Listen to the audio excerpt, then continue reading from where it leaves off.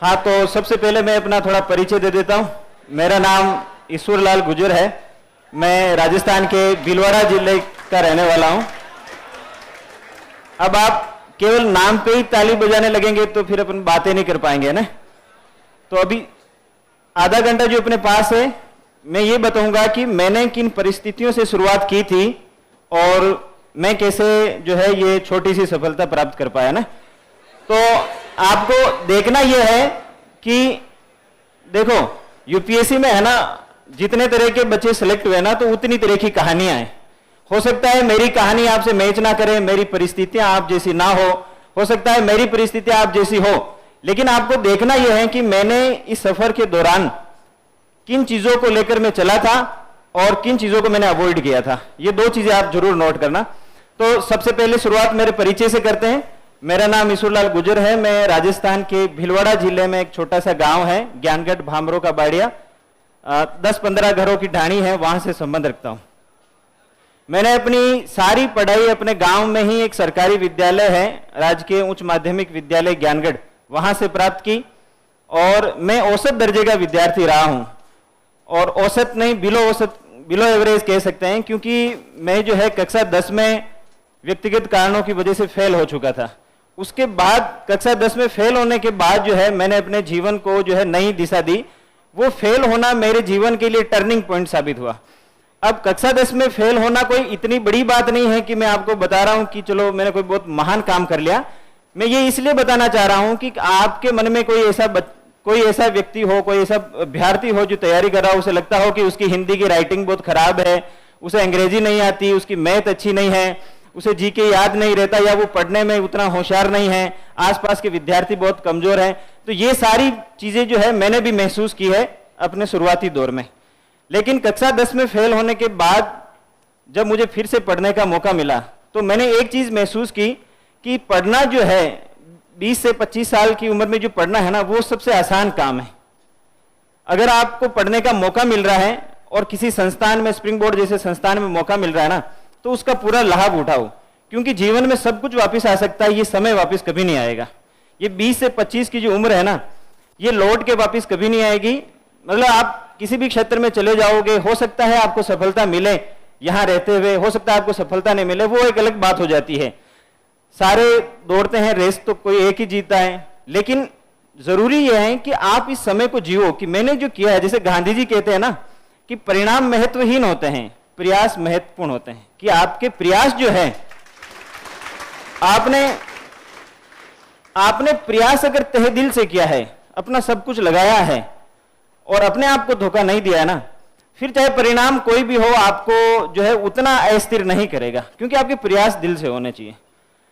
और मैं 20 मार्च 2018 को यहां आया था स्प्रिंग बोर्ड में। एक सेमिनार था, खचाखच पूरी बिल्डिंग भरी हुई थी, और दिलीप जी सर ने सेमिनार लिया था 20 मार्च 2018 को। वहां से मैंने सिविल सेवा की जो तैयारी है उसकी जर्नी अपनी स्टार्ट की थी।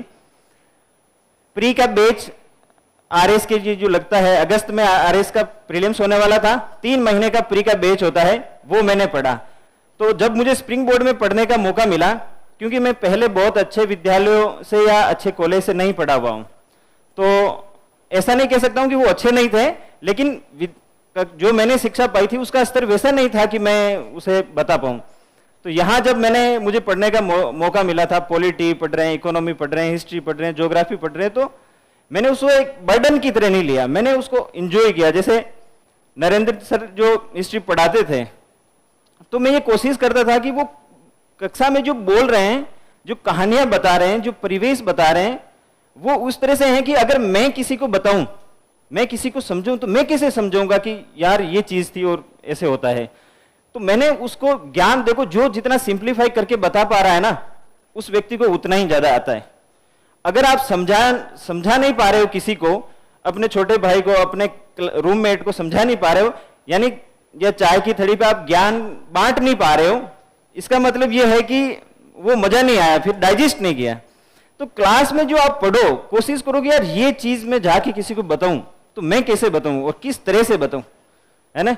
तो वो चीज मैंने यहां की कि 3 महीने का मुझे मौका मिल रहा है पढ़ने का, और मैंने बहुत उस इंटेंशन के साथ पढ़ा है कि बस ये जो बोल रहे हैं ये वापिस कभी नहीं बोलने वाले हैं, ये शब्द जो है हवा में गायब हो जाएंगे, नोट्स में भी मुझे ऐसा कुछ मिलने वाला नहीं है, तो मैं यहां पढ़ रहा हूं उसको अपने जहन में बिठा लूं।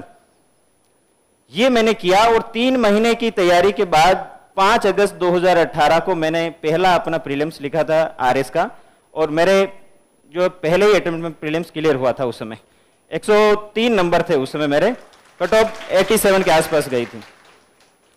और मैंने और कुछ भी नहीं पढ़ा, सच बता रहा हूं, और कुछ भी नहीं पढ़ा इस स्प्रिंग बोर्ड के मटेरियल के अलावा आरएस के लिए। हालांकि पढ़ने का मुझे शौक था, तो मैं दूसरी किताबें खूब पढ़ता था, और आपको भी कहूंगा कि मैं दूसरी किताबें आपको सिलेबस से बाहर की है तो बहुत पढ़नी चाहिए। देखो, 2 तरह के व्यक्ति होते हैं। एक लोग होते हैं जो अपनी तैयारी को एक डिब्बे में रख के तैयारी करते हैं कि यार किसी को पता नहीं चल जाए कि मैं पढ़ रहा हूं, है ना, आसपास भी बताना नहीं है, ज्यादा ज्ञान नहीं बांटना है, ज्यादा ज्ञान बांटेंगे तो लोग समझेगा अभी से आरएस बन गया है। और मैं इस तरह का व्यक्ति नहीं था। मैं इस तरह का था कि मुझे कुछ पता चल गया तो जब तक मैं 5 लोगों को और बता नहीं देता था तब तक शांति नहीं मिलती थी कि यार देखो ये ऐसा होता है, पता है। तो जब मैंने यहाँ इकोनॉमी पढ़ी तो मुझे लगा यार इकोनॉमी के बिना तो जीवन चल ही नहीं सकता है, हर चीज इकोनॉमी से रिलेट जाके हो रही है। दुनिया की सारी क्रांतियां, दुनिया के सारे शोषण, सारे संघर्ष अर्थव्यवस्था पे आकर रुकते हैं, सारी समस्याओं की जड़ अर्थव्यवस्था है। तो जब मैंने पढ़ी नहीं थी इकोनॉमी तब तक मुझे लगता था अपने को कुछ आता ही नहीं, और जब मैंने हिस्ट्री पढ़ी तब मुझे ऐसा लगता था कि यार ये सब नहीं जाना तो फिर मतलब ही क्या है, अपने को कुछ पता ही नहीं है। सारा जो वर्तमान में हो रहा है उसके कड़ियां जुड़ती है अतीत में, जो भविष्य में होने वाला है उसकी कड़ियां जुड़ी है वर्तमान में। तो सब कुछ इतना उलझा हुआ है। तो मतलब हर सब्जेक्ट को उसकी कोर को पकड़ के ऐसा पढ़ो आप कि आप इकोनॉमी से हिस्ट्री को रिलेट कर पाओ, हिस्ट्री को ज्योग्राफी से रिलेट कर पाओ। सोचो आप ज्योग्राफी जब तक आपने नहीं पढ़ी तब तक आपको कितना कुछ नहीं मालूम था। तो जब किसी सब वन टच जो होता है ना, वन टच, जैसे किसी मूवी को आप पहली बार देखते हो, उसको दूसरी बार देखने जाओगे तो वो मजा नहीं आएगा। किसी कहानी को पहली बार पढ़ते हो, दूसरी बार पढ़ोगे तो वो मजा नहीं आएगा, क्योंकि उसमें एक रहस्य है, और लाओ त्से ने कहा है कि आपको रहस्य को आनंद लेना चाहिए। तो जब आप पहली बार किसी चीज को पढ़ रहे हो तो उसी साथ पढ़ो। ये चलते रूप में नहीं पढ़ना है कि चलो यार इस बार तो फाउंडेशन कर लेते हैं जैसे तैसे और फिर देखेंगे, असली तैयारी तो बाद में करेगी। वो असली तैयारी का अवसर कभी नहीं आएगा। कोरा फोरा कुछ भी नहीं करना है, करना है तो अच्छे से करना है, नहीं करना है तो रोक दो समय को अपने लिए कि ठीक है अभी इसे नहीं करना है, बाद में करेंगे। तो मैंने 12th करने के बाद जो है मैं तृतीय श्रेणी अध्यापक के रूप में चयनित हुआ था, 3rd ग्रेड टीचर के रूप में। प्राइमरी टीचर हूं मैं अभी, पिछले 4 सालों से पढ़ा रहा हूं एक प्राथमिक विद्यालय में। उसके साथ मुझे तैयारी करनी थी। शुरुआत मैंने यहां से की थी आरएस के बैच से, जो मैं बता रहा हूं 3 महीने का मैंने लिया। और जब प्री हो गया तो मुझे ऐसा लगा यार अपन तो साहब बन गए बस, क्योंकि आरएस प्री पास किसी को देखा ही नहीं था गांव में कि जिसका आरएस प्री हो रखा हो। और कोई आरएस कह देता था भाई उसका आरएस प्री हो रखा था, तो वो तो ऐसा लगता था भाई ये तो बस अपन बहुत बड़ी चीज है। ऐसा मुझे भी मैं ये इसलिए बताना चाह रहा हूं कि आपको भी ऐसा एहसास होता है, हर पल आपको ये एक एहसास होगा कि भाई अपने बस की बात नहीं है यार, अपन तो नहीं बन सकते। और दुनिया में सब बन सकते हैं, अपन नहीं बन सकते। जैसे मेरा यूपीएससी का रिजल्ट नहीं आया था, उससे पहले मैं 2 मेंस दे चुका था, 2 इंटरव्यू दे चुका था, 1-2 प्री फेल हो चुका था, मतलब 4था 5वां अटेम्प्ट था मेरा ये। तो मुझे ऐसा लगता था यार सबका हो सकता है, मेरा नहीं हो सकता, क्योंकि अपन थोड़ी साहब बन सकते हैं, समझ रहे हो। तो ये एहसास सबको होता है, हर व्यक्ति को ये एहसास होता है। हफ्ते में 1 दिन लगता है कि यार आज तो बस अपने बस की बात नहीं, छोड़ देते हैं, कुछ और करते हैं। इस एहसास के साथ पढ़ना है, ये मान के चलना है कि हर व्यक्ति दुविधा में होता है, और जिसको दुविधा नहीं है वो इंसान है ही नहीं। दुविधाओं से हर व्यक्ति ग्रस्त रहता है कि यार मेरे से होगा नहीं होगा, ये आता है नहीं आता है, वो सब चलता है। सब भूलते हैं, टॉपर जो होते हैं वो भी भूलते हैं, वो भी किसी कोने में बैठ के अकेले में रट रहे होते हैं, फिर बाहर आके बताते हैं ज्ञान सारा, लेकिन भूलते सब है, दुविधा में भी सब होते हैं। तो ये संशय आपके अंदर रखने नहीं है। संशयग्रस्त इंसान, जैसे सुकरात ने कहा था ना कि एक असंतुष्ट मनुष्य जो है वो संतुष्ट सूअर से ज्यादा बेहतर होता है, क्योंकि आप कम से कम आप में असंतोष तो है। असंतोष है इसका मतलब आप स्थिर नहीं हो, स्थिर नहीं हो इसका मतलब आप यहां से दूसरी जगह जाओगे, दूसरी से तीसरी जगह जाओगे, मूव करोगे, वो ठीक है। तो जब मेरा प्री हो गया था तो मुझे लगा अपन तो साहब आप बन गए, और गांव में भी दूसरों से बात करते थे तो उसी तरह से बात करते थे, मास्टर तो थे ही, तो उसी तरह से बात करते थे कि भाई अब तो बस मेंस लिखना है, बाकी समय का फेर है, आरएस तो अपन बन गए। इस चक्कर में टाइम निकल गया और आरएस का मेंस उतना अच्छे से नहीं लिख पाया। उतना अच्छे से इसलिए नहीं लिख पाया कि कई बार आपने एक चीज महसूस की होगी, आप इस स्प्रिंग बोर्ड के ऊपर, जब वो मेन बिल्डिंग है उसके ऊपर खड़े होते होंगे, तो आप देखते होंगे जो ट्रैफिक में रुके हुए जो लोग हैं लाइटों पे, वो आपको ऐसे लगते होंगे, बहुत छोटे लगते होंगे, या आपको बहुत छोटा ट्रैफिक लगता होगा, तो वो आपके लिए एक अच्छा दृश्य लगता है। आपको लगता है कुछ नहीं, मामूली सी भी लाइट चलेगी, सब चले जाएंगे, फिर रुकेंगे, फिर चले जाएंगे, एक नदी की तरह प्रवाह है, आ रहे हैं लोग, रुक रहे हैं। लेकिन जो ट्रैफिक में फंसा हुआ है ना, उसको पता है असली ट्रैफिक क्या है। उसकी चारों तरफ हॉर्न की आवाजें आ रही है, उसको लग रहा है यार ये 60 सेकंड कैसे निकलेंगे, है ना। तो मैं ये कहना चाह रहा हूं कि जब आप तैयारी के दौर में होते हो तो आप ट्रैफिक में फंसे हुए हो, आपको ऐसा लगता है यार कि चारों तरफ चीजें इतनी मुश्किल है, इतना जटिल बन चुका है, इसे याद करो तो वो भूल जा रहे हैं, कभी नंबर अच्छे नहीं आ रहे हैं, कभी सीसेट नहीं हो रहा, ये सारी चीजें। लेकिन जब आप कभी कभी अपने आप से अलग रख के खुद को देखोगे ना, तो आप सोचोगे यार इतनी भी मुश्किल नहीं है चीजें, चीजों को आपने ही जटिल बना रखा है, अपने आप से अपेक्षाएं ज्यादा कर ली, या हो सकता है अपने आप में पूर्वाग्रह बना लिए हो। आप बहुत अच्छे हो और आपने सोच लिया हो कि यार मैं अच्छा नहीं हूं, तो फिर आप उतना प्रदर्शन नहीं कर पाओगे। तो चीजों को थोड़ा सिंप्लीफाई करना है। अब देखो, मैं जो पहली बार बता रहा हूं ये सारी चीजें, तो सारी चीजें मिक्स हो जाएगी, है ना। मैं वहां चलते चलते यहाँ की चीजें बता रहा हूं, तो थोड़ा आप देखना, उसको एडजस्ट कर लेना।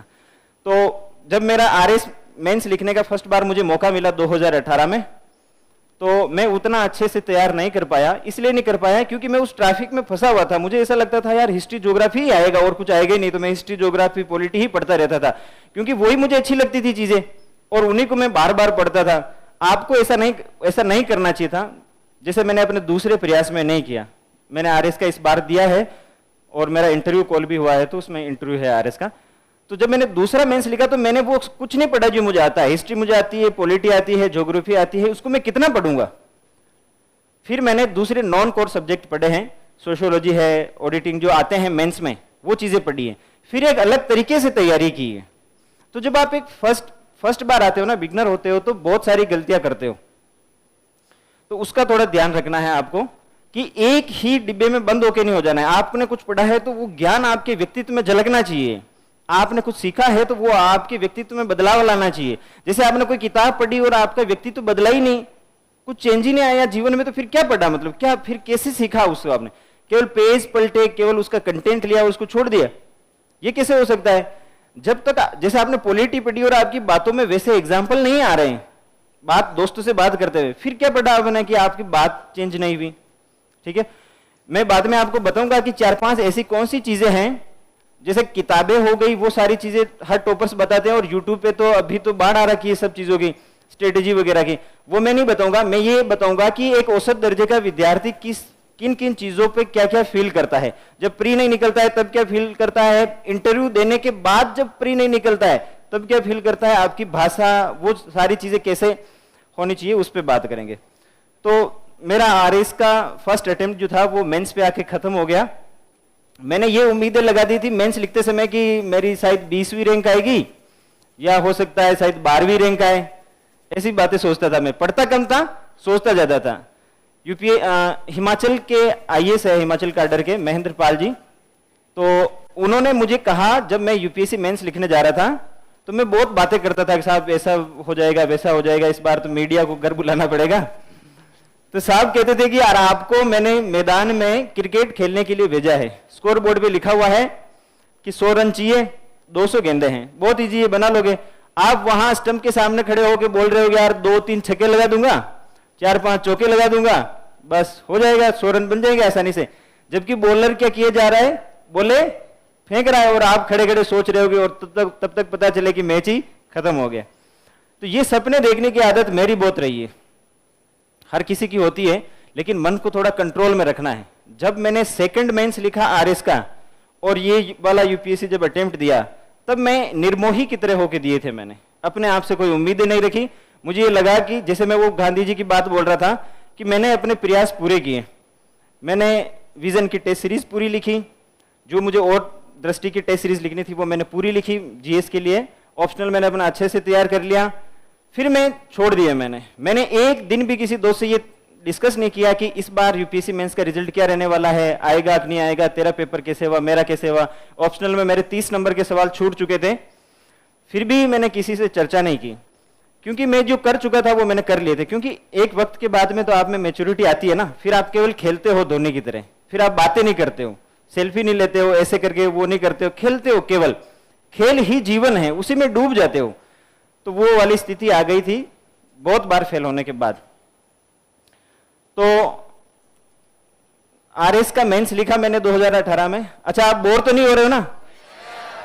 ऐसा तो नहीं है कि जैसे मैं वो वाली सारी बातें नहीं बता रहा हूं तो आपको लग रहा है कि अरे इसमें तो नोट करने वाली कोई बात ही नहीं है। ऐसा नोट करने लायक वैसे कुछ है नहीं, मैं केवल अपनी परिस्थितियां बता रहा हूं कि मैंने कैसे किया है ना। तो उसको आप देखो कि आप क्या उन परिस्थितियों में आप भी जूझते हो, क्या ऐसे डाउट, सेल्फ डाउट आपको भी होते हैं कि नहीं होते, वो वाली स्थिति देखनी है आपको ना। तो जब मैंने 2018 का मेंस लिखा, और उससे मैंने बहुत उम्मीदें रखी, इतनी उम्मीदें रखी थी कि मैं लोगों को ये बताने लग गया कि कैसे आरएस की तैयारी करते हैं, और जबकि मेरा खुद का भी आरएस का मेंस अभी नहीं हुआ। ऐसे बहुत से चेले वेले बना लिए मैंने और बताता था उनको कि कैसे आरएस की तैयारी करनी है, कैसे प्री करना है, इतना कॉन्फिडेंस था। तो फिर आरएस का रिजल्ट आया। आरएस का रिजल्ट आया तो मेरा आरएस मेंस नहीं क्लियर हुआ 40 नंबर से। 300 नंबर आए थे मेरे और 341 ऐसी कोई कट ऑफ गई थी आरएस मेंस 2018 में। कहां मैं 12वीं रैंक के सपने देख रहा था और कहां मेरे 40 नंबर मेंस में कम पड़ गए। तो मैं एकदम जमीन पे आ गया वापिस अपने स्तर पे। फिर आ गया कोरोना, ठीक है, 2019 था, फिर कोरोना आ गया। कोरोना में मुझे मिल गई छुट्टियां, क्योंकि मैं शिक्षक था। उन छुट्टियों का मैंने बहुत सदुपयोग किया और वहां मैंने अपने यूपीएससी का, अब मैंने आरएस की अपनी जर्नी को यूपीएससी की तरफ शिफ्ट किया, क्योंकि आरएस में सब कुछ लूट चुका था, 12वीं रैंक नहीं आई थी मेरी। फिर मैंने यूपीएससी की तरफ शिफ्ट किया तैयारी को। तो पहले मैं ये सोचता था, देखो मैं आपको, सब लोग कहते हैं ना कि बड़ा सोचना चाहिए, पर आदमी को अपनी औकात तो अंदर पता होती है कि बड़ा कैसे सोचना चाहिए। भाई अपने तो एलडीसी के लक्षण भी नहीं और अपना आईएएस कैसे सोचे, ऐसा मतलब मेरे अंदर फील होता था मुझे। हालांकि एक तरफ आत्मविश्वास भी बहुत है कि तू आदमी अलग लेवल का है, पर तो जब कोरोना आया और मुझे मौका मिला पढ़ने का, तो मैंने यूपीएससी का अटेम्प्ट दिया ऐसे ही, जैसे एमए करते हैं ना लोग एमए ही, वैसे मैंने यूपीएससी का अटेम्प्ट दिया था कि ऐसे ही देते हैं यार, पता नहीं देखते हैं क्या। एक अटेम्प्ट में ऐसे ही पहले दे चुका था, जिसमें बहुत बुरे नंबर आए थे, तो मैं छोड़ दिए मैंने कि अपने बस की बात नहीं है। फिर मैंने 2020 का 4 अक्टूबर 2020 को यूपीएससी प्रीलिम्स का एग्जाम था, मैंने प्रीलिम्स दिया। क्योंकि उस समय कोविड आया था और यूपीएससी ने पेपर अलग तरह से अपना ट्रेंड चेंज कर दिया, ठीक है, हर 3-4 साल में ट्रेंड चेंज करती है यूपीएससी। कल फिर से चेंज कर दिया, पूरा हवाइयां उड़ गई होगी, है ना। कई लोगों ने तो ये सोचा कि ये सीसेट का पेपर पहले कैसे दे दिया, पैसेज ही पैसेज आ रहे हैं ना, तो करती है वो। फिर 2020 में उसने ऐसा ही चेंज किया। उसने क्या किया, करंट कुछ पूछा ही नहीं, क्योंकि करंट बच्चे, पता नहीं यूपीएससी ने क्या सोचा होगा, करंट पूछा ही नहीं था। तो मैं गया और मैंने 94 सवाल टिक कर दिए। एमसीक्यू करने की अपनी एक अलग तरीका है। अपने पास क्या नॉलेज तो है बहुत कम, मेरे पास नॉलेज तो बहुत कम, क्योंकि मैंने यूपीएससी की प्रॉपर तैयारी नहीं की है। मैं बाय हार्ट आरएस का स्टूडेंट था, यूपीएससी अपना जो है सपना भी नहीं था। तो मैंने यूपीएससी की प्रॉपर तैयारी नहीं की, तो मैं ऐसे ही गया था, ठीक है, जो मेरा लिमिटेड नॉलेज था। पर एमसीक्यू से खेलना अपने को आता था, मेरी एक्यूरेसी ठीक थी, इसलिए 94 सवाल मैंने किए और मेरे 90 के आसपास नंबर आ गए थे और 88 ऐसी कुछ कट ऑफ थी। तो जब 4 अक्टूबर को मैं पेपर देके घर पे आया, सीसेट एक दिन भी नहीं पढ़ा, जीएस जो करंट अफेयर्स पढ़ता था वही था। 6 अक्टूबर को मैंने पेपर मिला है, तो मेरा तो हो रहा था प्री। मैंने उस समय तो आंसर की से 100 नंबर आ रहे थे और कट ऑफ 90 से ज्यादा जानी नहीं थी। फिर प्लान बनाया कि अब क्या करें, क्योंकि ऑप्शनल तो तैयार था नहीं, मेरा हिंदी साहित्य वैकल्पिक विषय है, ऑप्शनल मैंने पढ़ नहीं रखा था अभी तक। तो मैंने फिर महेंद्र पाल जी सर से पूछा था, क्योंकि वो उनका जो है वो हमारे क्षेत्र के पहले आईएएस अधिकारी है, और किसी मामले में नहीं कि जैसे ट्रैफिक पुलिस ने पकड़ लिया तो आप फोन कर दो, उस मामले में नहीं। लेकिन अगर आप विद्यार्थी हो, पढ़ रहे हो और उनको फोन करो तो वो मतलब पूरी वो करते हैं, सहयोग करते हैं। तो मैंने उनको फोन किया कि साहब मेरे तो इतने नंबर आ रहे हैं, तो उन्होंने कहा हाँ तुम्हारा हो रहा है, दिल्ली चले जाओ तुम। तो मैं आ गया यहाँ जयपुर, दिल्ली तो जा नहीं पाए, फिर भी हिम्मत नहीं हुई, क्या पता नहीं हो तो फिर लौट के वापिस घर आना पड़ेगी दिल्ली से। तो मैं जयपुर आ गया और यहाँ मैंने अपने वैकल्पिक विषय का कोर्स खरीदा, दृष्टि से जो था विकास दिव्य कीर्ति सर का, ऑप्शनल हिंदी साहित्य का।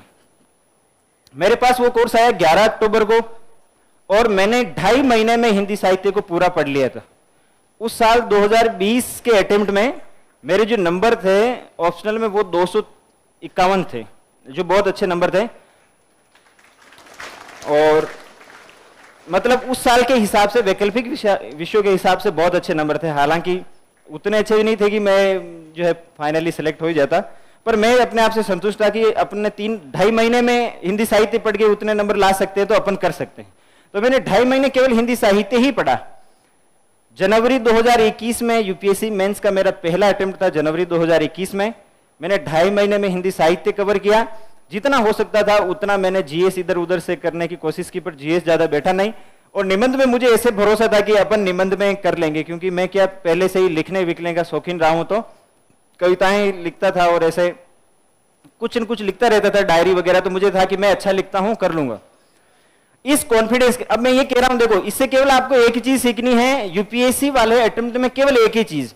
अगर आपको कॉन्फिडेंस है ना तो आधी जर्नी आपकी पूरी हो सकती, केवल कॉन्फिडेंस के सहारे, केवल नॉलेज एक लेवल तक। उसके बाद तो जब मैंने प्रीलिम्स निकाला पहला, अपने कॉन्फिडेंस की वजह से निकाला, क्योंकि मैंने 94 अटेम्प्ट किए, मेरे एक्यूरेसी ठीक थी, मैंने रिस्क लिया और मेरे उतने नंबर आ गए कि मैं कट ऑफ क्लियर कर सकूं।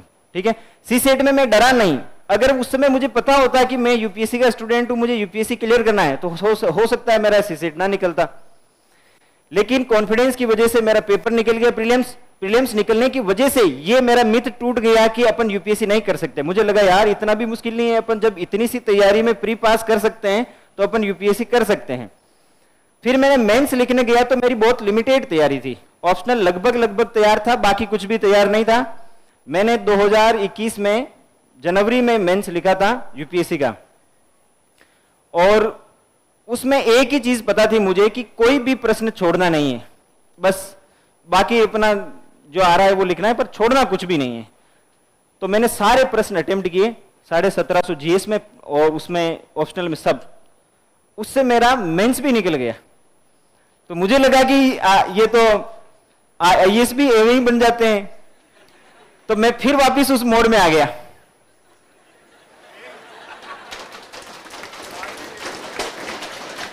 और अब मैं लोगों को क्या बता रहा हूं कि आरएस नहीं, आईएएस कैसे बनते हैं।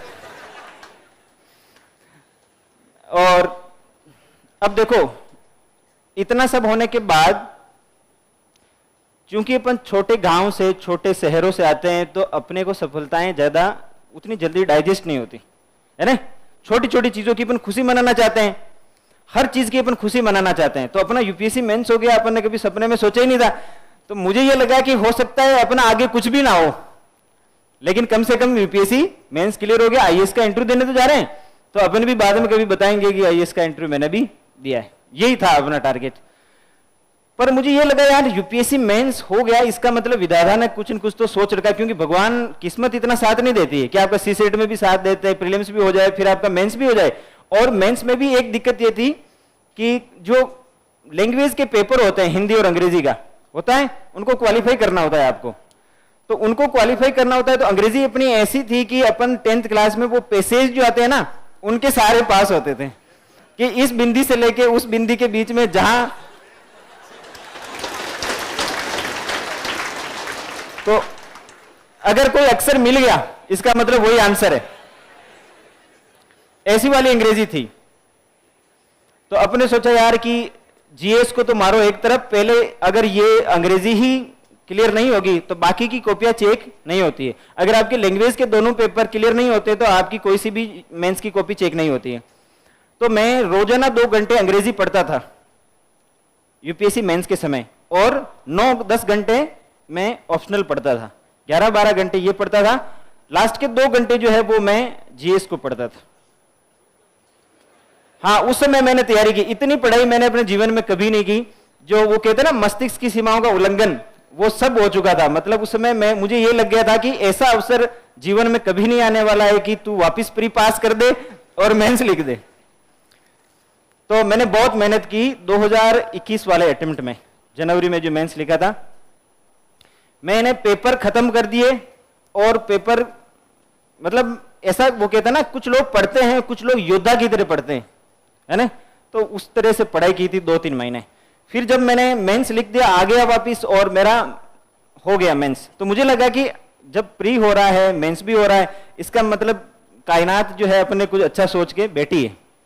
अपने सोचा अपना इंटरव्यू आ जाएगा, और इंटरव्यू में इतना कॉन्फिडेंस था क्योंकि मुझे बोलने का ऐसे शौक वगैरह था ज्यादा, तो अपने सोचा इंटरव्यू में अपन फोड़ देंगे, अपनी हिंदी अच्छी है।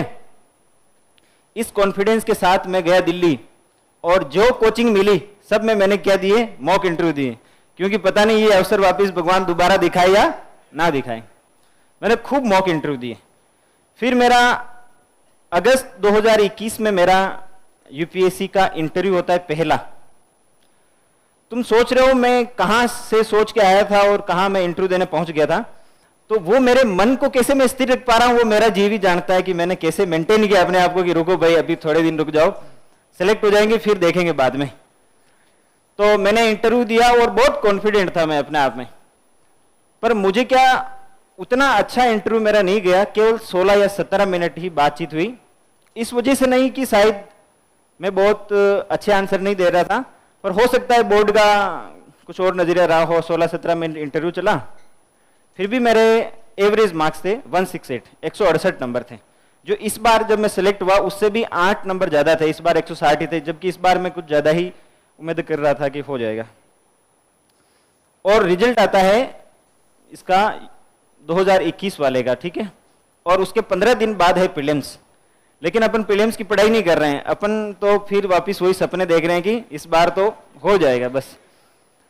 और प्रीलिम्स में ऐसा कॉन्फिडेंस था कि अब मैं खुद स्ट्रेटेजी देखता नहीं था यूट्यूब पे कि प्री कैसे पास करते थे। मैं ऐसे जो आसपास दोस्त थे उनको बताता था कि प्रीलिम्स कैसे पास करना है, ये देखो 2020 का पेपर मेरे कैसे निकला है तुक्कों से, ये मैं उनको बताता था कैसे तुक्के लगाने हैं। अब 2021 सबसे बुरा साल है मेरे लिए।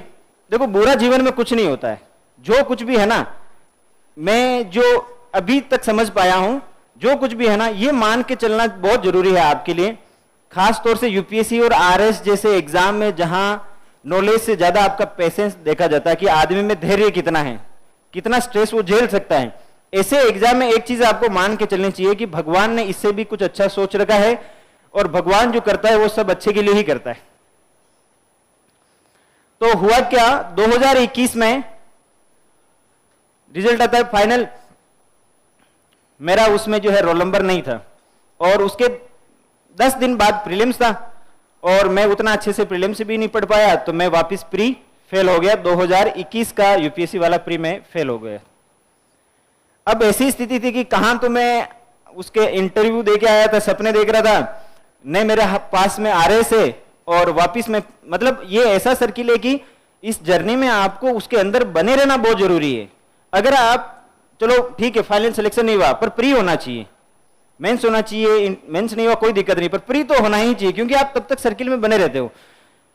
फिर 2021 में मेरा प्री नहीं हुआ, तो फिर मैंने वापिस आरएस की तरफ आया कि चलो कहीं तो लाज बचेगी, तो आरएस की भर्ती आ गई।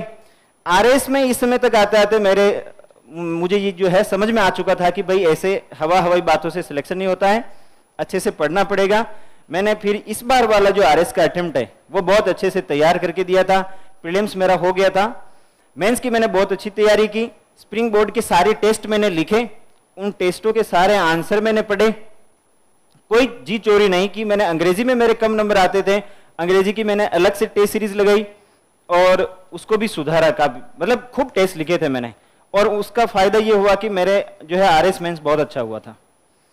आरएस मेंस देने के बाद मुझे लग गया था कि अपना आरएस में इंटरव्यू कॉल हो जाएगा। तो फिर मैंने 2022 के लिए, देखो यूपीएससी में एक बार आप चले जाते हो ना, फिर आपका हो ना हो वो जी मानता नहीं है कि यार एक बार और दे देते हैं यार, क्या पता इस बार, क्योंकि आप उन लोगों से जुड़ चुके हो जिनके साथ मैंने इंटरव्यू दिया, वो आईएएस बन चुके हैं, कोई आईपीएस बन चुका है, कोई ट्रेनिंग कर रहा है, और आप यहाँ आरएस की दे रहे हो बैठ के वापिस।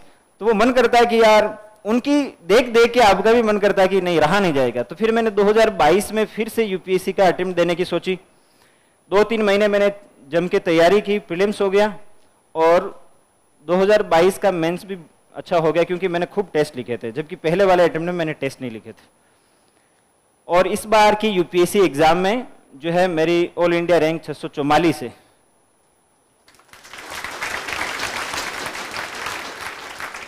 और मेरा आरएस का मेंस भी पास हुआ है और आरएस का अभी इंटरव्यू भी है था। इसके साथ साथ मैंने, देखो एक और बताता हूं, मैं जब से 12th क्लास पास की है मैंने सारे एग्जाम दिए। मैं 10वीं क्लास में फेल हुआ, फिर मैं टीचर करने बीएसटीसी करने के लिए जयपुर आया। इसके अलावा मैंने पटवारी का एग्जाम दिया, उसके प्री में फेल हुआ। मैंने वन रक्षक का एग्जाम दिया, उसके वो 25 किलोमीटर दौड़ होती है ना, वो दौड़ी और उसके फाइनल में फेल हुआ। मैंने जेल प्रेरी का एग्जाम दिया, उसमें मैं फेल हुआ। और सब इंस्पेक्टर का एग्जाम दिया, उसमें मैं फाइनली सेलेक्ट नहीं हुआ था। इस बार सब इंस्पेक्टर का फिर से एग्जाम दिया था, जिसमें मेरा इंटरव्यू कॉल था, पर चूंकि मेरा रिजल्ट आ चुका था तो मैं इंटरव्यू देने नहीं गया। तो मैंने एक भी एग्जाम छोड़ा नहीं है, सारे एग्जाम दिए। इसके अलावा मैं पढ़ा भी रहा था, प्राइमरी स्कूल में मैं पढ़ाता था। और अपनी पढ़ाई के साथ देखो मेरी तैयारी जो है ना वो फुल स्टूडेंट की इसलिए नहीं है कि मैं क्या करता था, एग्जाम आने के 2 महीने पहले थैले वेले लेके आता था जयपुर, 2 महीने तैयारी करके फिर घर जाता था। अगर प्री हो जाता फिर 2-3 महीने का लेके फिर दिल्ली, इस तरह से। इसीलिए शायद मुझे लंबा टाइम लग गया, है ना। अगर मैं प्रॉपर तरीके से, ये अगर मुझे पहले पता होती कि यार यूपीएससी जितना अपन बड़ा सोचते हैं उतना है नहीं, आरएस को जितना अपन बड़ा मान के चलते हैं उतना है नहीं, अपने को प्रयास करना चाहिए। अगर ये मैं शुरुआत में ही कर लेता तो मुझे इतना लंबा समय नहीं लगता। तो मैं आपसे कहना यह चाहता हूं कि अगर आपको भी ये डाउट है कि आप नहीं कर सकते या नहीं कर पाओगे तो उस संशय को निकाल लो। पहला और दूसरा प्रयास अगर आपको देना है तो वो पूरे मन से देना चाहिए, इतने मन से देना चाहिए कि आपके प्रयास आपको सार्थक लगे, परिणाम चाहे कुछ भी हो, क्योंकि परिणामों की चिंता आपको करनी नहीं चाहिए बाद में, है ना, जब आप पूरी तरीके से दे दो। ये है। अब थोड़ी पढ़ाई की बात कर लेते हैं कि इस प्रोसेस में काम की चीज क्या है। तो सबसे इंपॉर्टेंट अगर चीज जो मैं बहुत सोचता था, जब मैं तैयारी करता था तो मैं ये सोचता था कि अगर मैं सेलेक्ट हो गया तो मैं बच्चों को बताऊंगा, वो सबसे इंपॉर्टेंट है आपकी भाषा। चाहे वो माध्यम कोई सा भी हो, हिंदी हो या अंग्रेजी, कोई भी माध्यम हो, अल्टीमेट आपको लिखना है। और लिखना है इसका मतलब आपको भाषा में लिखना पड़ेगा। और एग्जामिनर के पास वही जाती है, वो इंटरव्यू में आपको देखने से पहले आपकी कॉपी देखता है, उसी से आपके व्यक्तित्व का आंकलन करता है, उसी से जो आपने लिखा है उसको ग्रहण करता है। आपके और उसके बीच में एक ही चीज माध्यम है, वो है भाषा। तो भाषा आपकी बहुत अच्छी होनी चाहिए। बहुत अच्छी होने का मतलब ये नहीं कि आप साहित्यिक भाषा लिखो, भाषा आपकी ऐसी होनी चाहिए कि आप अपने मन में चलने वाली उथल पुथल को कागज पे बहुत अच्छे से बता सको। ऐसी भाषा आपकी होनी चाहिए, एकदम पारदर्शी भाषा होनी चाहिए। चाहे आपकी हिंदी है या अंग्रेजी है, उससे कोई मैटर नहीं करता, आपकी भाषा बहुत अच्छी होनी चाहिए। अगर भाषा ठीक है ना तो आप जब नोट्स, जैसे आपकी भाषा बहुत अच्छी है हिंदी मान लो, तो आप हिंदी की किताब पढ़ते हो तो जो एवरेज बच्चा नहीं ग्रहण कर पाता वो भी आप उस चीज को समझ पाते हो। सीसेट के पैराग्राफ, जो सीसेट के पेपर में जो पेसेज आते हैं उनको आप अच्छे से कर पाते हो, पेपर को आप अच्छे से समझ पाते हो, क्योंकि हिंदी अनुवाद होके आता है। आपकी भाषा अच्छी नहीं होगी तो वो क्या कहना चाह रहा है वो आप समझ ही नहीं पाओगे। तो सबसे पहला काम जो शुरुआत के विद्यार्थी हैं जो अभी सोच रहे हैं कि वो आने वाले समय में पेपर देंगे, उनको एक काम रोजाना करना चाहिए, अपनी भाषा को बेहतर करना चाहिए, लिखना और पढ़ना दोनों। मेरी हिंदी की राइटिंग बहुत खराब थी, अंग्रेजी की तो अभी भी आपको मैं बताऊंगा नहीं इतनी खराब है, लेकिन मैंने हिंदी की राइटिंग को सुधारा और कोई कह सके कि यार तुम्हारी राइटिंग बहुत अच्छी है, वहां उस स्तर तक भी लाया। तो आपको अपनी भाषा में 2 चीजें करनी है, आप कैसे बोलते हो, नए शब्दों का प्रयोग कैसे करते हो, और कैसे आप लिखते हो। इन दोनों स्तर पे आपको काम करना पड़ेगा। और वो बदलाव ऐसा है कि वो बदलाव एक दिन में नहीं आता। उस बदलाव के लिए आपको रोजाना थोड़ा थोड़ा कुछ न कुछ जोड़ना पड़ेगा, ठीक है, तभी जाकर आपके भाषा में वो बदलाव आ पाएगा। तो क्या कर सकते हो, भाषा अच्छी हो सके इसके लिए 2 काम कर सकते हो। बहुत अच्छी किताबें पढ़ो, अगर हिंदी के हैं विद्यार्थी तो हिंदी की किताबें पढ़ो, अंग्रेजी के हैं तो, क्योंकि शब्द आपको वहीं मिलेंगे। और उन शब्दों को बरतो अपने बोलते समय, अपने दोस्तों को बताते समय कि आप कितना अच्छे तरीके से बता सकते हो दूसरे को और कितना अच्छा लिख सकते हो।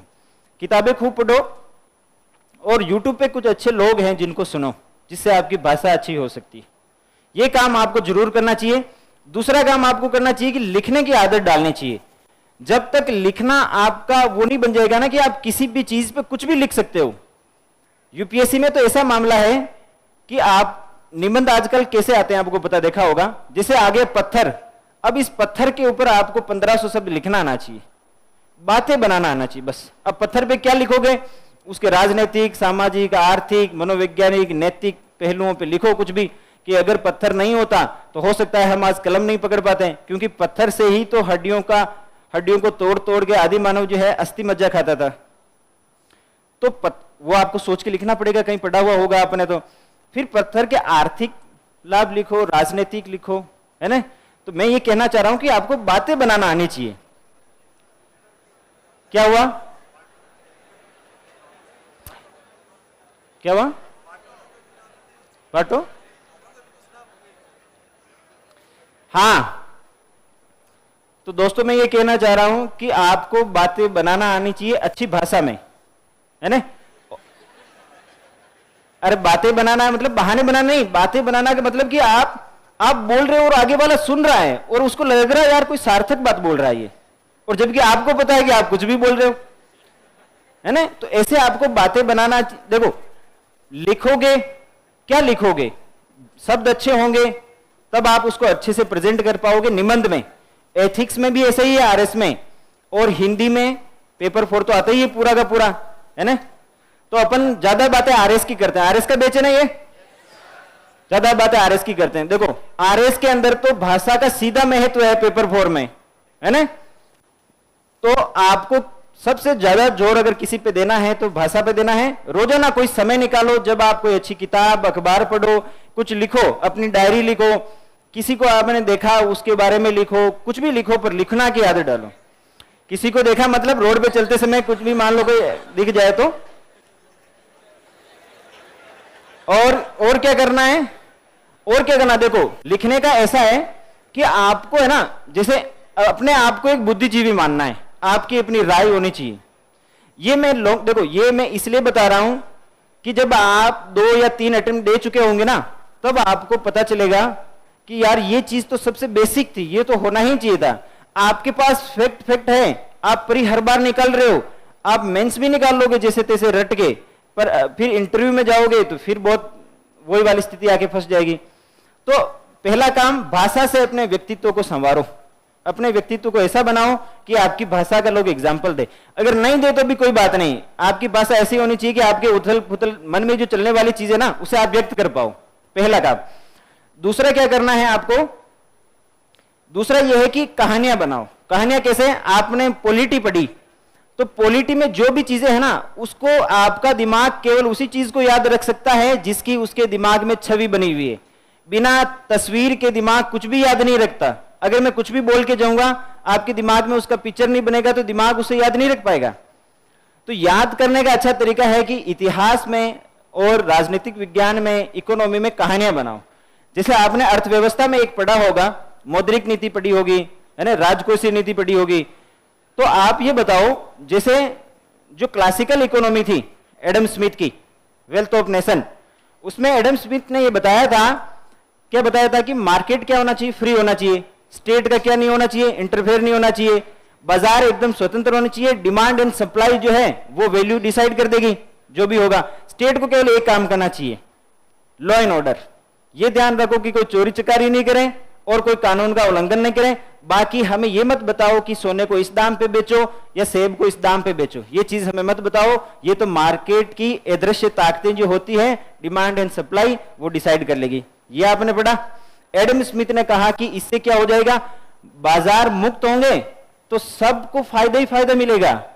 एक कुमार है, 5 गेड़े बनाता है, ठीक है, और उसने एक कारीगर रख रखा है, उसको तनख्वाह देता है, कुमार को प्रॉफिट होता है, तनख्वाह जाएगी बाजार में, वो जो जिसको दे रखा है आपने, वो ले जाके खर्च करेगा मार्केट में, और जो व्यक्ति है वो ले जाके क्या करेगा, प्रॉफिट को इन्वेस्ट करेगा। तो लाभ भी बनेगा, निवेश, वेतन बनेगा, खर्चा, दोनों मार्केट में आ जाएंगे, जिससे फिर से डिमांड क्रिएट होगी। फिर से वो कुमार 2 आदमी को नौकरी पे रखेगा, 2 लोगों को तनख्वाह देनी पड़ेगी, ज्यादा प्रॉफिट, ज्यादा तनख्वाह, फिर वो मार्केट में आएगी। तो ये तो मांग पैदा हो गई ना, पूरा सर्किल चल रहा है कि नहीं चल रहा है। तो सब बल्ले बल्ले एडम स्मिथ ने बताया। और उसने कहा कि कचौरी का आकार क्या होगा, हमेशा बड़ा होता जाएगा, इसलिए जब जब कचौरी का आकार बड़ा होगा तब सबकी क्या होगी, कचौरी ज्यादा पाती आएगी, यही होगा ना। ऐसे ही एडम स्मिथ ने बताया था, यही है ना क्लासिकल इकोनॉमी तो। लेकिन एडम स्मिथ ये भूल गया था कि जो सारा खर्चा होता है ना, जो सारा वेतन होगा वो खर्चा बन के मार्केट में नहीं आएगा, क्योंकि मजदूर बचाएगा कुछ बुरे वक्त के लिए, सेविंग करेगा, और जो वो कुम्हार है वो भी सारे लाभ का निवेश नहीं करेगा। क्यों नहीं करेगा? क्योंकि वो भी कुछ बचा के रखेगा। तो ये सेविंग है, ये सेविंग फिर जो टोटल मार्केट में जो डिमांड आने वाली है उसे कम कर देगी, और एक वक्त के बाद जाते जाते क्या हो जाएगी, जब मंदी आने लगेगी किसी वजह से, मान लो सप्लाई कम हो गई, कोई बाहरी आपूर्ति की तरफ से कोई दिक्कत आ गई, तो जब सप्लाई कम हो जाएगी और एक बार मांग गिरने लगेगी, तो वो गिरती हुई मांग और दूसरी मांग को क्या करेगी, गिराएगी। तो फिर मंदी ही मंदी को क्या करेगी, और महामंदी में बदल देगी, जैसे कि 1929 में आ गई, ग्रेट डिप्रेशन आया था। ठीक है, तो फिर वहां एक नया बंदा आता है, उसने कहा कि स्टेट को आना पड़ेगा। एडम स्मिथ ने कहा स्टेट को नहीं आना पड़ेगा, पर उसने कहा स्टेट को आना पड़ेगा पेन किलर बनकर, दर्द निवारक बनकर आना पड़ेगा। कैसे? जब मांग गिरने लगेगी तब स्टेट को क्या करना चाहिए, और पैसा डालना चाहिए, अपनी तरफ से खर्चा करना चाहिए, सरकार के एक्सपेंडिचर को क्या करना चाहिए, बढ़ावा देना चाहिए, जिससे लोगों के पास में पैसे होंगे और कॉन्फिडेंस आएगा कि यार अपन भी खर्चा करते हैं, क्योंकि पैसा आ रहा है लोगों के पास में। तो इससे क्या होगा, मांग वापिस बढ़ेगी, तो मंदी में जाती जाती अर्थव्यवस्था बच जाएगी। यहां स्टेट आना चाहिए। दूसरा, स्टेट को कहा आना चाहिए, मान लो बहुत ज्यादा मुद्रास्फीति है, तो स्टेट को क्या करना चाहिए, टैक्स लगाना चाहिए, कराधान को बढ़ाना चाहिए, जिससे क्या होगा, लोगों के हाथ से पैसा कम होगा, तो जो मुद्रास्फीति की स्थिति है वो कंट्रोल में हो जाएगी। ये किन्स ने बताया था। यहां से पैदा होती किन्सियन इकोनॉमी, क्लासिकल इकोनॉमी और किन्सियन इकोनॉमी। यहां से कौन जन्म ले रहा है, बजट। स्टेट के पास में क्या आ रहा है, क्या समझ में आ रही है मैं जो कहना चाह रहा हूं बात? मैं ये कहना चाह रहा हूं कि आपने पूरी अर्थव्यवस्था को कहानी का रूप दे दिया ना। तो आपने बता, classical economy, Keynesian economy. Keynesian economy कहती है कि स्टेट को आना चाहिए, कब आना चाहिए, पेन किलर बन के आना चाहिए, जब महामंदी आ जाए या मुद्रास्फीति बहुत ज्यादा आ जाए, तब राज्य को अपनी तरफ से हस्तक्षेप करना चाहिए बाजार के अंदर। और किन्स ने एक चीज कही कि जब जब प्रोडक्शन होगा तब बेरोजगारी कम होगी, यानी महंगाई बढ़ेगी तो बेरोजगारी क्या होगी, कम होगी। दोनों स्थितियां एक साथ कभी नहीं होगी। किन्स ने कहा कि महंगाई भी बढ़ रही है और बेरोजगारी भी बढ़ रही है, ये कभी नहीं हो सकता। ठीक है, लेकिन 1973, ठीक है, ऑयल क्राइसिस आता है, खाड़ी देशों ने क्या किए, तेल के दामों को 5 गुना कर दिए, 5 गुना कर दिए। इससे क्या हुआ, सप्लाई साइड की तरफ से इन्फ्लेशन आ गया ना, आयातित महंगाई बढ़ गई। आयातित महंगाई बढ़ने से अंदर तो सब कुछ हो रहा था, प्रोडक्शन हो रहा था, रोजगार भी मिल रहे थे, लेकिन अब तेल महंगा हो गया, तो तेल के महंगा होने से सारी चीजें क्या हो गई, महंगी हो गई। ये किन्स ने नहीं बताया था। फिर एक नई नीति आती है जो मॉनेटरी पॉलिसी को लाती है कि स्टेट को इंटरफेयर नहीं करना चाहिए, इंटरफेयर करना चाहिए आरबीआई को, सेंट्रल बैंक को करना चाहिए, वो मनी सप्लाई को कंट्रोल करेगा। तो प्यारे दोस्तों, मैं ये बताना चाह रहा हूं कि आपको किसी भी चीज को इस तरह से पढ़ना है कि आप उसे क्या करो, सिंप्लीफाई करके किसी बच्चे को सुना पाओ। ये कब होगा, जब आपकी भाषा थोड़ी ठीक होगी, आप अच्छे से समझ पा रहे हो, तब समझा पाओगे। तो पहला काम क्या करना है, मैं यहां लिख देता हूं। पहली चीज जो अपन ने डिस्कस की वो है भाषा, और दूसरी चीज जो डिस्कस की अपन ने वो है कि कहानी। आपको क्या करना चाहिए, अच्छी कहानी। अब देखो, किसी किसी का व्यक्तित्व में अलग हो सकता है कि वो शुरू से ही बहुत अच्छा विद्यार्थी रहा है, ठीक है, उसका परिवेश बहुत अच्छा रहा है, उसकी भाषा भी ठीक है, अंग्रेजी भी ठीक है, ऐसी कोई दिक्कत नहीं है, तो ये उनके लिए नहीं है। जो हर चीज को रट सकते हैं और वो कुछ भी कर सकते हैं, ये उनके लिए नहीं है। पर अपन कुछ भी नहीं कर सकते, अपनी एक लिमिट है। अपन मानव है, महामानव तो है नहीं, अपनी तो सारी लिमिट है। अपन एक सीमा से ज्यादा पढ़ नहीं सकते, एक सीमा से ज्यादा याद भी नहीं रख सकते, और एक सीमा से ज्यादा मेहनत भी नहीं कर सकते, क्योंकि फिर अपन मन को समझा लेते हैं कि बहुत हो गया, आप थोड़ी मूवी भी देख लेते हैं। तो ये उनके लिए है जो ऐसा बच्चा फील करता है कि यार मेरी भाषा ठीक नहीं है, अंग्रेजी ठीक नहीं है, मैं कैसे करूं। तो आप दो ही तरह से सुधार कर सकते हो, अपनी भाषा को बेहतर करो। देखो, भाषा बेहतर होने के बाद आप एक चीज पाओगे कि आप जो भी पढ़ रहे हो ना, जो पहले नहीं समझ पाए थे, अब समझ पा रहे हो उस चीज को। आप स्पेक्ट्रम पढ़ो, लक्ष्मीकांत पढ़ो, कुछ भी पढ़ो, वो बेहतर समझ में आएगी जब आपकी भाषा अच्छी होगी। ठीक है। और दूसरा याद रखने का तरीका है, याद करो और किसी को सुनाओ। कोई सुनने वाला हो तो उसे बताओ, यानी ज्ञान को क्या करो, बांटो। कोई सुनने वाला नहीं है तो लिखो। ठीक है। ये ऐसे जैसे मैंने अभी आपको ये सुनाई है ना, ये मैंने किसी वीडियो पे देखी थी यूट्यूब पे, मणिकांत सर है उनसे, और ये मैं अब तक 10-15 लोगों को सुना चुका हूं। और सामने वाला सुन के बोलता, अरे ये कहां से पढ़ा यार, ये तो हमने पढ़ाई नहीं गई। ऐसे तो ऐसे थोड़ा स्प्रे। अच्छा, अब आपके जैसे मैंने अपनी तरफ से सारी चीजें बता दी है। ठीक है। और आपके कोई सवाल हो तो बताओ। ये भैया सवाल लेना है क्या? हो गया? हाँ ठीक है। हाँ, कोई सवाल हो, पूछना चाहता है तो हाथ खड़ा कर दो।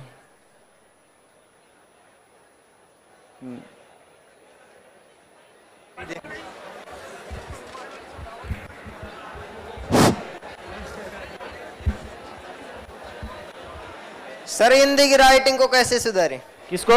राइटिंग। हाँ चलो कोई बात नहीं, ये बहुत। अब इसके लिए क्या करना है, जैसे मैं प्राइमरी टीचर हूं तो मैं तो एक ही चीज बोलूंगा कि आपको नकल करनी चाहिए, है ना। लेकिन देखो, नकल करने का क्या तरीका है कि आप ऐसा कुछ लिखो जो दोनों तरफ से आपके लिए लाभप्रद हो सकता है आपने पढ़ा। हाँ, एक चीज और बता रहा हूं दोस्तों, मैंने क्या किया, जैसे मैं यहाँ क्लास में जो सुनता था, जो भी मैंने आज लेक्चर सुना, उसको घर पे जाके मैं अपनी भाषा में जितनी स्पीड से होता था लिख देता था कि आज ये सुना है। जैसे राजवीर सर राजस्थान इतिहास पढ़ा रहे हैं, तो मेवाड़ उन्होंने पढ़ाया, तो मेवाड़ को मैं अपनी भाषा में लिखता था कि ऐसे लाकाजी थे, फिर ऐसे ऐसे ऐसे करते ये सब हुआ। मुझे ये नहीं देखना था कि मैं ये आरएस के मेंस में लिखने वाला हूं, नहीं लिखना था मुझे ये देखना था कि मैं लिख रहा हूं, क्या मुझे याद रह रहा है, मेरी स्पीड बढ़ रही है, मेरी राइटिंग ठीक हो रही है, 4-5 चीजें एक साथ हो रही है। तो मैं पूरे दिन की क्लास को जाके अपनी भाषा में लिख देता था। ऐसा ही मैंने हिंदी साहित्य में किया है। मैंने क्लास ली, उसको मैंने अपनी भाषा में लिख दिया पूरा, शाम तक बैठ के। आप सोच देखना, जब शाम को सोने जा रहे हो तब याद करना कि आज क्या पढ़ा। बहुत सी चीजें तो याद ही नहीं आती है, और अगर आप लिख दोगे फिर आपको 1 सप्ताह तक याद रहती है वो। फिर भी वो धीरे धीरे अपन भूलते हैं। तो अपनी याददाश्त जो होती है, अगर आप 7 दिन में किसी एक चीज को वापस रिवाइज कर देते हो ना, 7 दिन में किसी एक चीज को, तो फिर वो थोड़े लंबे समय के लिए याद रहती। तो कोशिश करो कि आप लिखो। और कोई? सर, जो पुराने सब्जेक्ट हो गए उनका रिवीजन कैसे करें?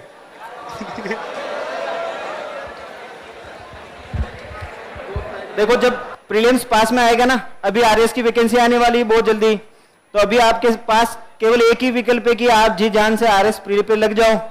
हो सकता है आपको बहुत से सब्जेक्ट पहले पढ़ा दिए होंगे, अभी समानांतर कुछ क्लासें चल रही होगी, तो हर दिन मैं क्या करता था, क्लासों के साथ में 2 सब्जेक्ट और पढ़ता था। जो क्लास में पढ़ाया वो तो पढ़ा ही है, इसके अलावा घर पे 2 सब्जेक्ट आप और पढ़ सकते हो। यहां पढ़ाया उसको रिवाइज कर लो, साथ में किसी एक सब्जेक्ट को पकड़ो, और जब तक वो खत्म नहीं हो जाए तब तक उसको पढ़ते रहो 2-3 घंटे। एक चीज और बोल रहा हूं कि आपको, मैंने जैसे लक्ष्मीकांत नहीं पढ़ी है, मैं कहीं पर भी नहीं बोला हूं, मैं ये इसलिए बोल रहा हूं यहां पर कि मैंने लक्ष्मीकांत नहीं पढ़ी, इसका मतलब ये नहीं है कि मैंने पॉलिटी नहीं पढ़ी है। आप सोचो कि चलो फिर पॉलिटी को छोड़ के चलते हैं, क्या है लक्ष्मीकांत नहीं पढ़ी। लक्ष्मीकांत नहीं पढ़ी है मैंने, लेकिन स्प्रिंग बोर्ड की जो पॉलिटी के नोट्स थे ना, उसके एग्जाम्पल मुझे यूपीएससी का मेंस लिखते समय भी याद आते थे कि यार उस पेज पे लिखा हुआ, क्योंकि मैंने इन नोट्सों को इतनी बार पढ़ा है, बहुत ज्यादा बार पढ़ा है, कम से कम 15-20 बार रिवाइज किया, ये देख लो। क्योंकि मैं 2 आरएस के मेंस लिख चुका हूं और 2 यूपीएससी के मेंस लिख चुका हूं। सर बताओ। तुक्का लगाने की स्ट्रेटेजी आप बता रहे थे। हाँ, देखो, तुक्का की कोई स्ट्रेटेजी नहीं है, अंदर से आवाज आती है। क्या आती है? अब देखो, अगर आप बहुत चालाक व्यक्ति हो, आपके दोहरे व्यक्तित्व है, अगर आपकी डबल पर्सनैलिटी है, तो आवाजें भी 2 तरह की आएगी, एक सही एक गलत। आपको समझना यह है कि इनमें से असली मैं कौन सा हूं। तो तुक्का लगाने की कोई स्ट्रेटेजी नहीं है, आपको रिस्क लेना होता है। देखो, मैं विकल्पों को कैसे करता हूं, देखो, अगर सिंपल सा सवाल आया ना, कि राजस्थान की राजधानी कौन सी है? ठीक है, राजस्थान की राजधानी।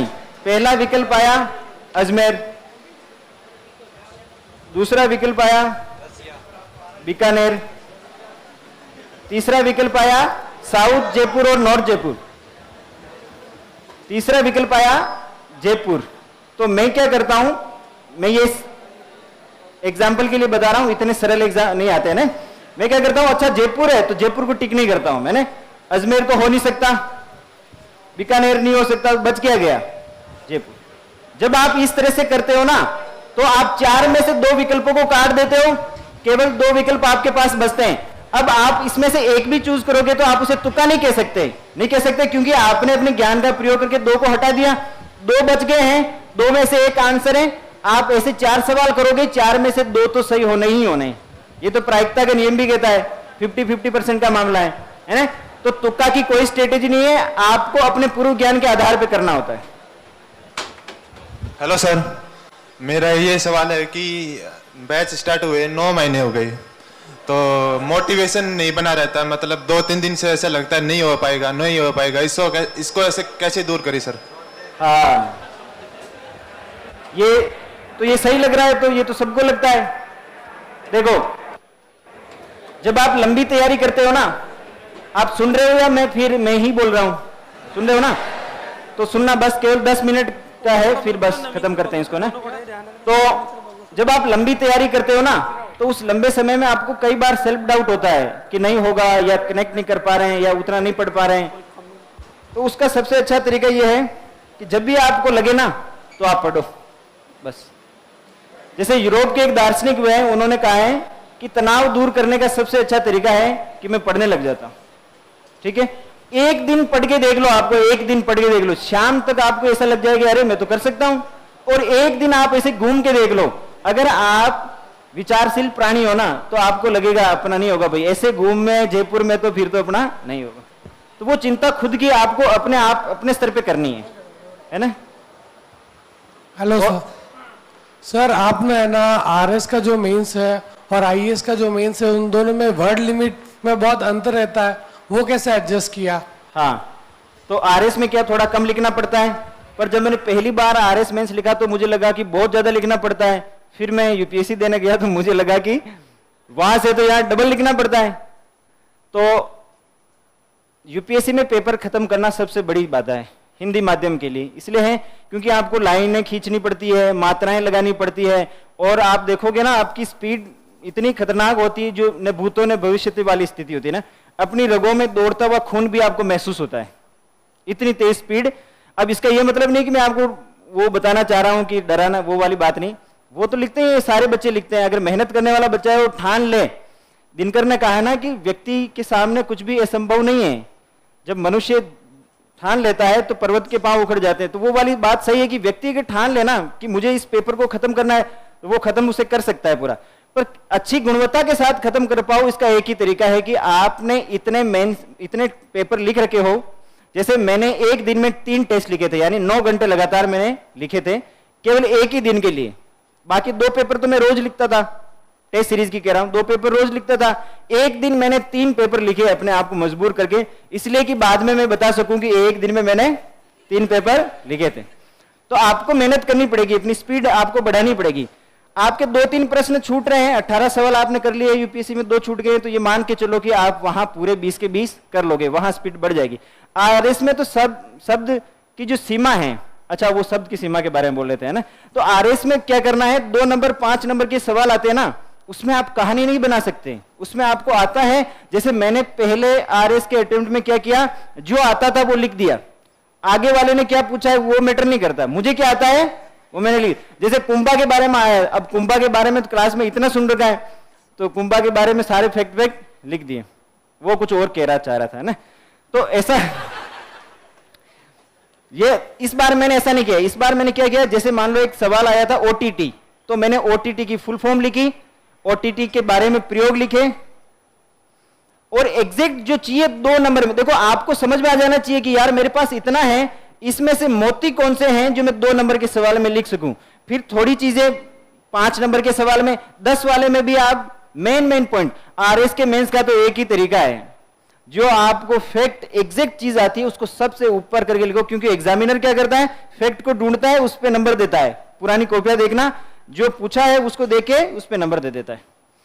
शब्द सीमा की कोई बात देता नहीं है। आप जो स्पेस मिल रहा है उस स्पेस को कितना अच्छे तरीके से, अरे अपना घर जो होता है ना, उसमें अपन लिमिटेड जगह में कितने अच्छे तरीके से घर को सजा के सवार के रख सकते हैं। और किसी के पास बंगला होता है उसमें भी सारी चीजें अस्त व्यस्त पड़ी ही रहती है। तो आपके पास जितना स्पेस है उसमें कितना अच्छे सुंदरता से आप सजा, ये काम आप मेंस की टेस्ट सीरीज में कर सकते हो। आरएस और आईएएस की तैयारी को कैसे कनेक्ट करें, तो इसके लिए देखो दोनों में 70% चीजें सेम है, ठीक है, 30% अलग इस तरह से है। आरएस में थोड़ा राजस्थान स्पेसिफिक आता है, तो राजस्थान स्पेसिफिक क्योंकि मैंने तो मास्टर की तैयारी कर रखी थी, तो मुझे तो राजस्थान के वो इतिहास वगैरह पढ़ने में सब जो जीके होता है वो सब मजा आता था, तो प्रीलिम्स में कोई दिक्कत नहीं थी। आरएस के मेंस में दिक्कत यह है कि आपको बहुत टू द पॉइंट लिखना है। यूपीएससी में आप अपनी राय लिख सकते हो, है ना, और आरएस में क्या आपको टू द पॉइंट लिखना है बहुत। और यूपीएससी में आंसर वेरी करते हैं, आपके आंसर अलग होंगे, मेरे अलग होंगे, किसी के और अलग होंगे। आरएस में तो एक मॉडल आंसर की होती है एक तरह से, जिसमें सबके आंसर वैसे वाले होने चाहिए।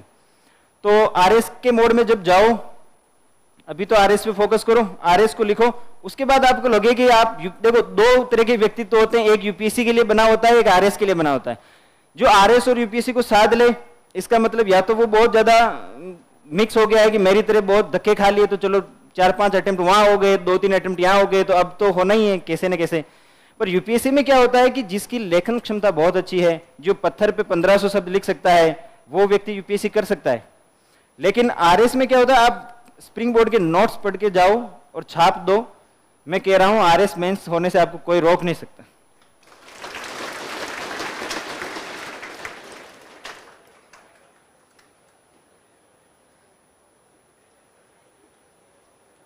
और कोई सर जैसे आपने बताया कि सर 1 से 2 घंटे लिटरेचर को सर देने हैं हमें, मतलब जो भी भाषा है हमारी लैंग्वेज उसको, और सर आंसर राइटिंग भी करनी है उसी सेम टाइम में हमको, सर रिवीजन भी करना होता है, और सर करंट अफेयर वगैरह भी पढ़ना होता है। तो सर इतना ज्यादा पढ़ने को, पर सर दिन तो एक ही है ना, टाइम तो लिमिटेड है, तो क्या छोड़े और क्या पढ़े? ये तो सही बात है यार, अब 24 घंटे के 26 घंटे तो कर नहीं सकते अपन, तो सर तो बिल्कुल सही क्या बात है। छोड़ना ये कैसे डिसाइड करें फिर उसमें एक दिन में?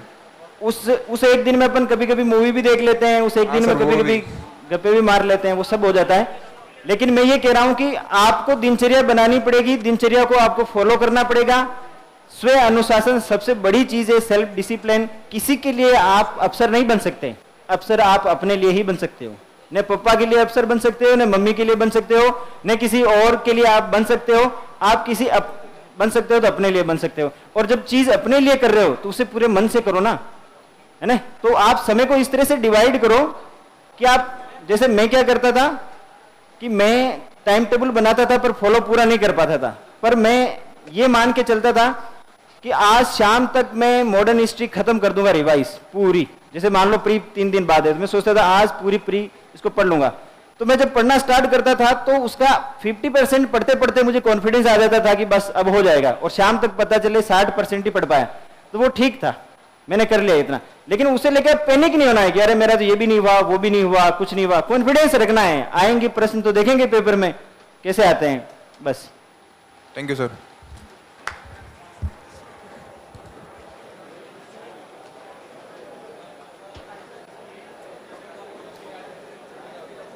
समाप्त करें? चलो आप सबका बहुत बहुत धन्यवाद। पहली बार जो है मुझे